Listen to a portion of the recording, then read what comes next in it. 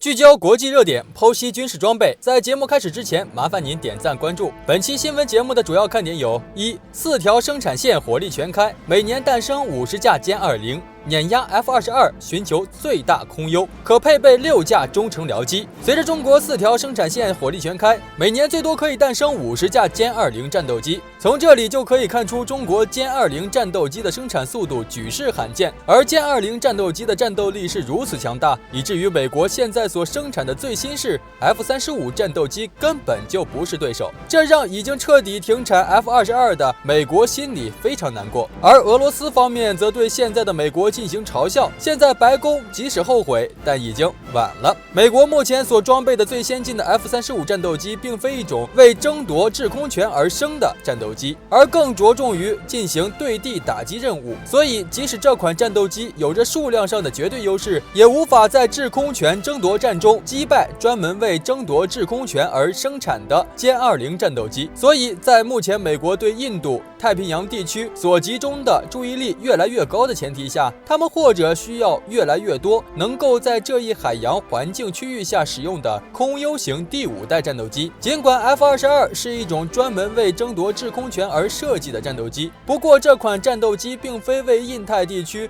和东亚区域而设计，而是一款在西欧平原大陆上为西方国家重型地面装甲部队争夺制空权，确保重型装甲部队不会被松联空对地打击部队彻底摧毁的机种。所以如果要将 F-22战斗机派遣到东亚地区进行作战，像是预警机又或者空中加油机这样的支撑节点是绝不可少的，因为 F-22战机并不具备穿越漫长海域以后继续执行争夺制空权任务的能力。而美国目前所装备的 F-35固然也有着专用的空战模式，不过这款战机实际上将更多的重量用在了对地打击上。在歼20战斗机与 F-35航电设备水平几乎完全相同的前提下，着重于进行空战的歼20战斗机在执行制空权争夺任务上，显然要比更加擅长进行空对地打击任务的 F-35更具优势。所以倘若美军要确保自己在印太地区获得足够强大的军事影响力，大规模部署 F-35战斗机显然是必不可少的行为。不过在美国在印太地区并未拥有足够多落脚点，以及本国经济根本无法在境外维持大批量第5代战斗机驻扎的前提下，他们根本不可能在印太地区部署至少200到300架 F-35战机，以确保对东亚目前所拥有的最少150架歼20进行牵制。尤其在东亚正在以每年至少40到50架的速度生产歼20的前提下，美国还想要在亚太地区保持绝对军事影响力，他们所需要付出的代价将会非常惊人。所以现在的美军或者恨不得立刻重新启动 F-22战斗机的生产与升级改造工作。不过在 F-22的生产线已经全面拆解的前提下，重启这款战机的生产，并且将其升级到与 F-35共用同级别航电设备的代价，或者足以让美国将现有的 F-35战机部署数量翻半番。所以无奈之下，美军只能最终放弃 F-22生产线的重启和战机升级计划。虽然说现在是5代战机的天下，但是我们却根本看不到5代战机对抗的画面。毕竟现在能够独立研发出5代战机的国家寥寥无几，除了中美俄，我们还找不到第4个能够研发出5代战机的国家。5代战机最大的优势就是隐身性，这也保证了5代战机拥有更强的生存能力。但是到底哪款5代战机更厉害，现在也没有定论。毕竟这几款5代战机之间并没有真正较量过，谁也不想颜面扫地，所以能不出手就不出手，能不参加战斗就不参加战斗。真的在空战中被击落，那么对于这款5代战机来说，打击还是非常大的。美国显然是5代战机最为成熟的国家，也是唯一一个服役2款5代战机的国家。只是让美国没有想到的是，歼20和苏57的横空出世，打破了 F-22雄霸天下的局面。美国也不再是一家独大， F-22也不再坐稳战斗机榜首的位置。到底哪款5代战机更厉害，现在也没有定论，毕竟没有交过手。而对于其他没有5代战机的国家来说，购买他国的5代战机机就是最好的捷径。要知道，美国的众多盟友都购买了 F-35战机，比如说韩国，比如说日本，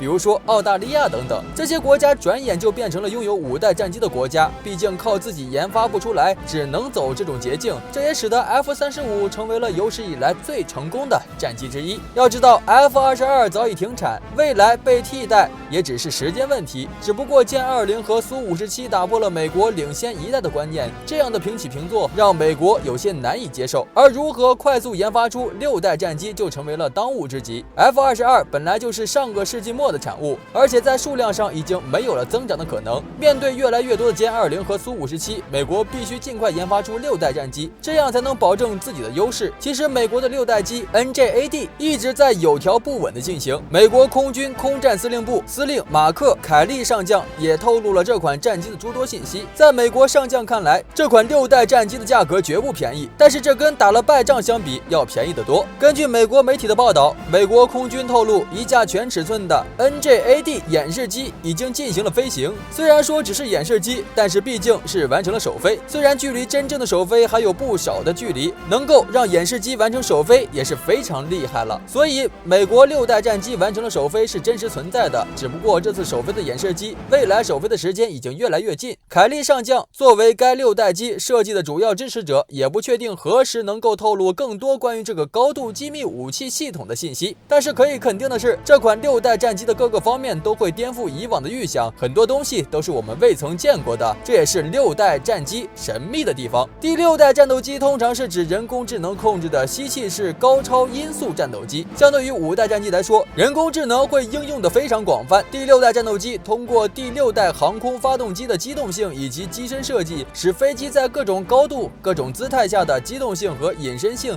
都得到了很好的兼顾。不管是隐身性能，还是武器性能，还是态势感知，美国的这款6代战机都可以轻易碾压 F-22。对于美国来说，研发这款6代战机就是要寻求空优的最大化，尽可能的保证这款战机在空战中拥有绝对的优势。这款新一代战机未来将替代 F-22战机，成为世界上最强大的战机，主要塑造的也是战机的空中优势，不仅能够对空，也能够对海，也能够对地。这是一款非常全能放任空优战斗机。相对于 F-22战机的航程和载弹量， NJAD 6代战机都有巨大的提升。不管是在欧洲作战还是在西太平洋作战，这款6代战机受到的束缚会更少，也非常适合区域性作战。而且携带的空空导弹要比 F-22携带的空空导弹数量多不少，而且射程更远，威慑力更大。从设计到航电系统到武器系统，这款6代战机都可以碾压 F-22，并在空战中寻求更大优势，替代 F-22也是理所当然。虽然说 NJAD 6代战机会非常昂贵，但是美国想要保持战机领先的优势，就必须快速的服役6代战机。虽然说现在试飞的是演示机，但是一切都在有条不紊的进行，即便再贵，美国也到了必须升级换代的时刻。如果原地踏步，那么不管是歼20还是苏57，未来不管是数量还是战力都会超过 F-22战机，所以美国根本没有退路。而现在多个国家已经瞄准了6代战机，未来至少20年内，6代战机都会是各国追逐的顶级战机。空军一直是各军种中的重中之重，衡量一个国家的军事实力强不强大，首先就要看它的空军实力。在世界范围，美国空军是毫无争议的一哥，作战能力之强悍和先进的装备令其他国家只有羡慕的份儿。这个时候肯定会有人说，那肯定是俄罗斯空军呗。俄罗斯空军拥有的飞机确实多，总数有4000多架，但这里面包含了教练机、直升机、运输机等等。战斗机里面还有一部分是3代机，作战能力有限。而苏57还只有12架原型机，都不一定能算真正的5代机。先进的苏35也就100来架，4代机加起来也不会超过500架。除了美国空军，俄罗斯的空军力量确实强，但还是有一支空军力量要完胜俄罗斯空军，那就是美国海军航空兵。美国海军拥有11艘航母和10多艘两栖攻击舰，这上面搭载的都是先进的军机。根据有关数据显示，美国海军拥有3700多架各型飞机，虽然在数量上不如俄罗斯空军，但是在质量上要远远超过俄罗斯。首先不可比拟的就是第5代战机的数量 ，F-35C 加上属于海军陆战 F-35B， 总数早已经超过了100架，而且数量还在不断增加中。仅仅这股力量就足以超过大部分国家的空军力量。美国海军航空兵的主力战机还是900多架 FA-18EF 超级大黄蜂，这是一款优秀的综合战机，能空战反舰、对地攻击，样样拿手。虽然空战能力可能不如 F-35，然而它依然是4代机里面的佼佼者，少有其他4代机能与之匹敌。随着美国海军换装更多的5代机，将具备越来越强大的作战能力。虽然比不上美空军的力量，但是远超其他任何国家的空军。所以世界第2空军确实是美国海军，确实还没有其他空军能够超过它。好了，